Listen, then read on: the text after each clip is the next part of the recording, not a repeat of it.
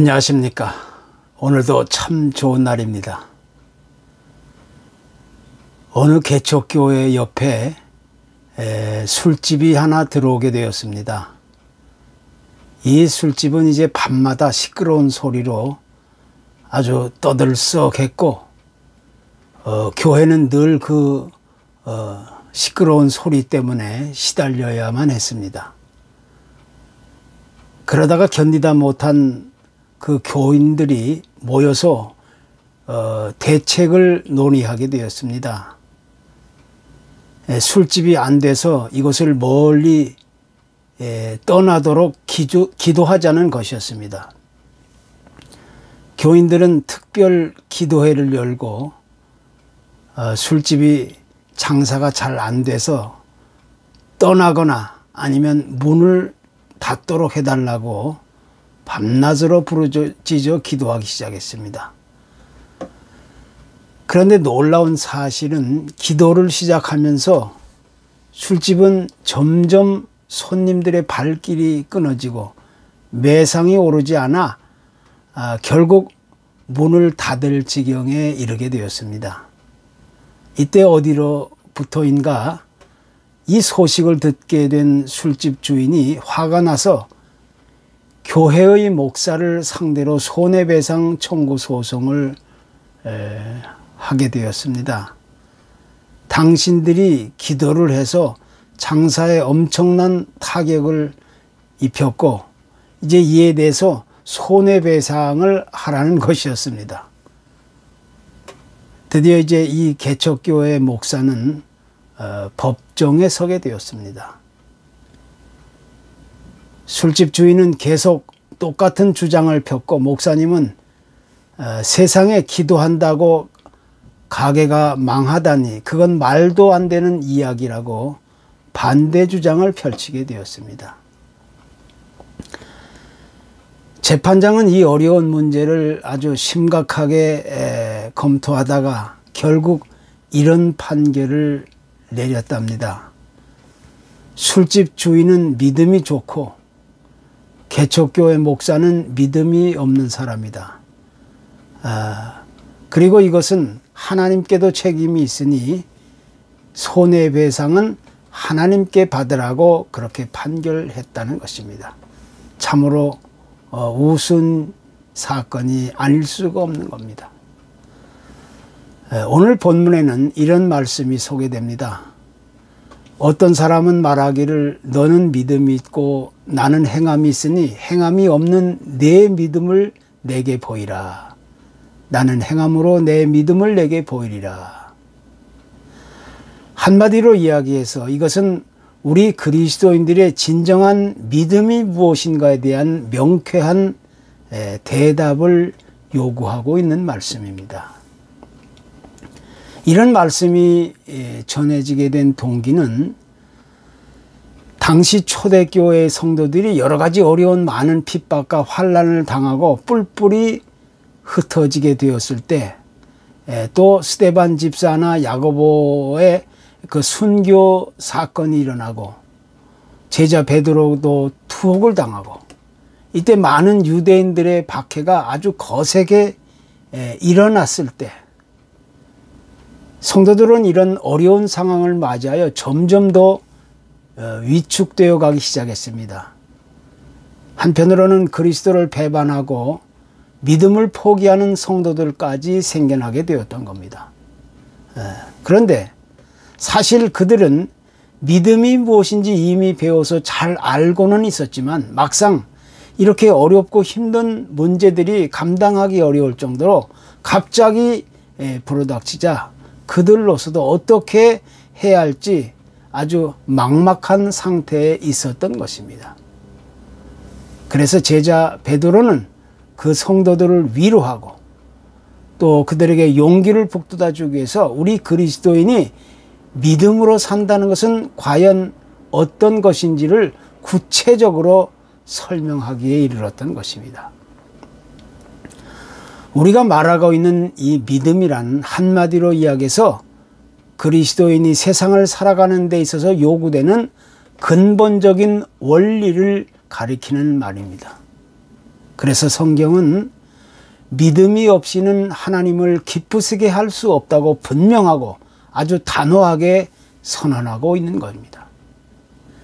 즉 믿음이 없이는 그리스도인이라는 말이 결코 성립될 수 없다는 이야기입니다.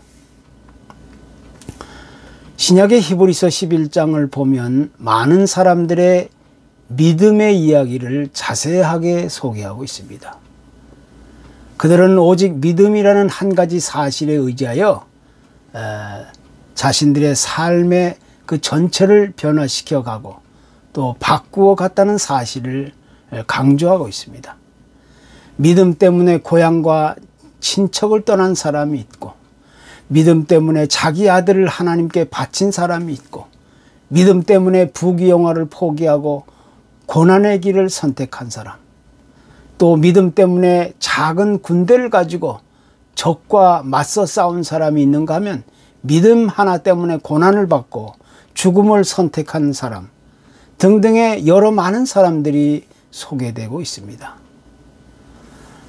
세상적인 기준이나 그런 수준으로 본다면 이런 사람들은 전부 어리석고 미련한 사람들일 것입니다. 그러나 그들에게 공통점이 하나 있다면 믿음의 길을 선택하고 믿음의 길을 따라 살다가 믿음으로 죽었다는 것입니다. 그래서 그들은 눈에 보이지 않는 사실들을 보이는 것으로 여겼고, 또 장차 바라는 것들을 분명하게 이루어질 것으로 여겼다는 것, 그것이 곧 믿음이었다는 것입니다. 실제로는 눈에 보이지 않지만 마치 눈에 보이는 것처럼 그냥 생각했다면 그것은 믿음이 될 수가 없는 겁니다.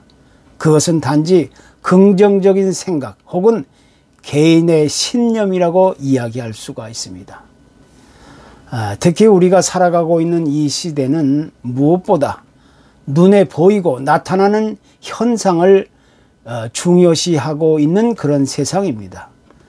예를 든다면 온라인으로 이루어지는 의사소통, 또 동영상 문화, 그리고 많은 비디오 등 이런 것들의 공통점은 눈으로 직접 볼 수 있는 것을 대상으로 삼고 있는 것입니다. 사람들은 눈으로 직접 보거나 경험할 수 있는 각종 정보나 지식, 영상들을 통해서 만족을 얻고 또 확인을 하고 또 인정을 하게 됩니다.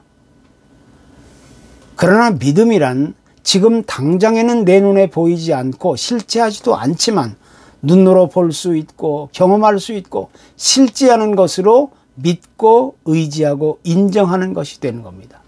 그래서 믿음이 있는 사람은 그 믿음을 통해서 자신의 꿈과 소원과 목표를 구체적으로 바꾸고 선택하며 행동하며 살아가게 되는 겁니다. 만약에 우리가 살아가고 있는 이 세상이 눈으로만 보고 듣고 또 피부로 느낄 수 있는 경험적인 세계만이 전부라고 한다면 거기에는 분명한 한계가 있기 마련입니다. 그와 같은 가치관과 세계관, 단순하게 물질적이고 현세적인 쾌락적인 그런 상대적일 수밖에 없는 겁니다. 그런 사람들은 우리 인간의 한계 위에 있는 이 절대적인 존재와 가치를 인정하지 않고 믿지 않는 겁니다. 그래서 그런 세상에 살아가는 사람일수록 대부분 현실에만 만족하고 거기에만 몰두하고 자기 욕심과 탐욕을 쫓아 살면서 점점 더 어두운 세상으로 나아가게 되는 겁니다.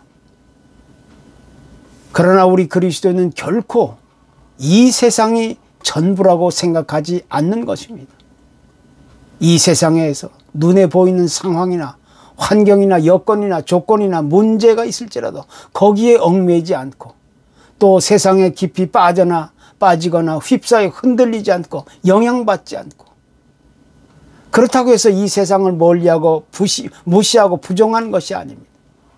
비록 우리가 지금은 세상에 살아가고 있지만 세상과는 다른 영적인 이 믿음의 세계를 살아가는 것입니다. 그래서 믿음이 있는 사람은 내 눈에 보이지 않는 하나님을 인정하고 의지하고 신뢰하면서 하나님의 말씀을 적극적으로 순종하며 행동으로 살아가게 되는 것입니다. 이에 대해서 히브리서 기자는 구약의 노아라는 인물을 이렇게 소개합니다. 믿음으로 노아는 아직 보지 못하는 일에 경고하심을 받아 경외함으로 방주를 예배하여 그 집을 구원하였으니 이로 말미암아 세상을 정죄하고 믿음을 좇는 의의 후사가 되었다. 노아는 비록 하나님을 인정하지 않는 어둡고 답답한 세상을 살아간다 할지라도 그 속에서 보이지 않는 하나님을 보고 믿고 의지하고 신뢰하면서 하나님의 말씀을 받아들이고 적극적인 순종의 길을 선택하여 살았다는 것입니다. 그것이 성경이 가르치고 있는 아름다운 믿음의 삶의 실체인 것입니다. 그래서 이제 우리는 이런 살아있는 진정한 믿음을 보일 수 있어야 하는 겁니다. 구약 열왕기상 17장에는 하나님의 사람 엘리야와 사르밧이라는 그곳의 어느 한 과부의 이야기가 소개됩니다. 당시 처해 있던 상황은 아주 혹독하고 긴 가뭄이 계속되어 대부분의 많은 사람들이 하루하루 목숨을 이어가기가 아주 매우 곤란한 그런 지경에 있었습니다. 이 가난한 과부 역시 예외 없이 하루하루를 산다는 것이 죽기보다 더 힘든 그런 지경이었던 겁니다. 이 과부는 견디다 못해 마지막 선택으로 이제 집에 남아있는 밀가루 한 줌과 그 기름으로 음식을 만들어 먹고 이제 아들과 함께 죽을 것을 결심하게 되었습니다. 바로 이때 하나님의 사람 엘리야가 그 집을 찾아가게 되었는데 엘리야는 그 가난한 과부의 사정을 뻔히 잘 알면서도 자신에게 먼저 음식을 만들어 가져올 것을 부탁합니다. 이 가난하고 불쌍한 과부를 도와주지는 못할 망정 이게 말이나 되는 것입니다. 너무 살기가 어려워서 밀가루 한 줌 남은 것으로 음식을 해먹고 이제 죽겠다고 하는 사람에게 할 짓이 아닙니다. 누가 보더라도 이것은 부적절한 부당한 그런 무지한 행동일 수밖에 없는 겁니다. 그러나 거기에는 하나님의 뜻이 숨겨져 있었습니다. 그 과부의 믿음을 통해서 그를 다시 살리려 했던 겁니다. 다시 말하면 그 과부에게 있어서는 눈에 보이는 한 줌의 밀가루와 그 소량의 기름이 전부가 아니라 하나님은 모든 필요를 채워주시는 삶의 공급원이고 주인이시라는 사실을 믿음을 통해서 그들에게 일깨워 주시려는 의도가 있었던 것입니다. 결국 그 가난한 과부는 하나님의 사람 엘리야의 말을 적극 수용하고 의지하고 신뢰하면서 자기 믿음의 행동을 통해서 나타내 보여주었을 때 믿기 어려운 놀라운 기적을 체험하게 되었던 겁니다. 이것이 오늘 우리가 보여주어야 할 진정한 믿음의 모습인 겁니다. 야고보서는 다시 이렇게 말씀합니다. 영혼 없는 몸이 죽은 것 같이 행함이 없는 믿음은 죽은 것이다. 우리가 신앙생활을 하면서 흔히 말하는 믿음이라는 개념은 단순하게 사용되는 어떤 종교적인 용어가 아니에요. 형식적이고 체면적인 어떤 문의를 나타내주는 단어도 아닙니다. 믿음이라는 것은 그리스도인의 구체적인 삶의 원리를 말하는 것으로서 이것은 행함을 통해서 분명하게 겉으로 드러나 보여야 한다는 것입니다. 그래야만 그것이 살아있는 진정한 믿음으로 인정받게 되는 것입니다. 만약 그런 살아있는 진정한 믿음이 없다면 그것은 죽은 믿음이요, 가짜며 형식적인 체면적인 껍데기 믿음에 불과할 뿐입니다. 예수님이 이 세상에 오셨을 때 그분을 가장 먼저 알아본 존재들이 있었습니다. 그 존재들은 거룩한 하나님을 믿는 사람들이 아닙니다. 하나님을 거부하고 부정하고 외면하는 악한 영, 귀신들이었던 겁니다. 그들은 예수님이 어디를 가든지 항상 제일 먼저 나서서 당신은 하나님의 아들입니다 라고 소리치면서 주님을 알아보고 무서워하면서 벌벌 떨었던 겁니다. 그러나 그 악한 영들, 귀신들이 예수님이 누구인가를 분명히 알고 소리쳤다는 것은 주님을 믿고 따르려는 의도가 아니라 오히려 주님을 반대하고 부정하고 주님의 사역을 방해하려는 악한 사단의 계획 때문이었던 겁니다. 그러니까 믿음이라는 것은 단순하게 지식적으로 인간적인 의지로 아는 것이 아닙니다. 믿음이란 구체적이고 실제적인 의지와 실천과 행함이 그 뒤를 따라야 하는 것입니다. 그래서 믿음이 있는 사람은 그 믿음을 겉으로 드러내고 고백하고 표현하고 보여줄 수 있어야 하는 겁니다. 그래야만 믿음이 온전한 믿음으로 주님께 인정받게 되는 것입니다. 따라서 그 믿음은 주님을 섬기고 이웃을 섬기는 모습에서 표현되는 것이고 또 삶의 구체적인 변화를 통해서 나타나는 것이고 또 시간을 들이고 물질을 들이는 행위를 통해서 나타나 보여지게 되는 것입니다. 한마디로 이야기한다면 믿음이란 하나님의 말씀에 대한 구체적이고 실제적인 나의 반응을 의미하게 되는 것입니다. 그 반응이 나의 삶의 고백으로 표현되고 드러나고 보여지게 될 때 비로소 우리는 믿음이 있는 사람으로 나아갈 수 있게 되는 것입니다. 어느 한 부자 청년이 갑자기 주님을 찾아오게 되었습니다. 이 청년은 주님 앞에 나와 자신의 말 못할 고민을 털어놓으면서 주님의 도우심을 아주 은근하게 기대하게 되었습니다. 그런데 여러 가지를 이야기하다가 마지막에 주님으로부터 아주 강한 지적을 받고 돌아가게 되었습니다. 주님은 내게 아직도 한 가지 부족한 것이 있으니 가서 내 있는 것을 다 팔아 가난한 자들에게 주라. 그리하면 하늘에서 보화가 내게 있으리라. 그리고 와서 나를 따르라.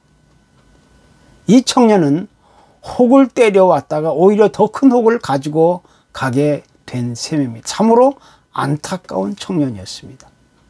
이 청년은 세상에서 제일 소중하고 가치 있는 일은 오직 자신이 소유하고 누리고 있는 물질적인 부요함과 또 그것으로 인한 만족함을 얻는 것뿐이었습니다. 그것만 있으면 세상의 모든 문제들이 완전하고 깨끗하게 해결될 줄 믿었던 겁니다. 그러나 이 청년은 이미 이 세상의 물질과 소유와 만족함에 노예되어 있었기 때문에 절대로 그것을 포기하거나 놓을 수 없었던 겁니다.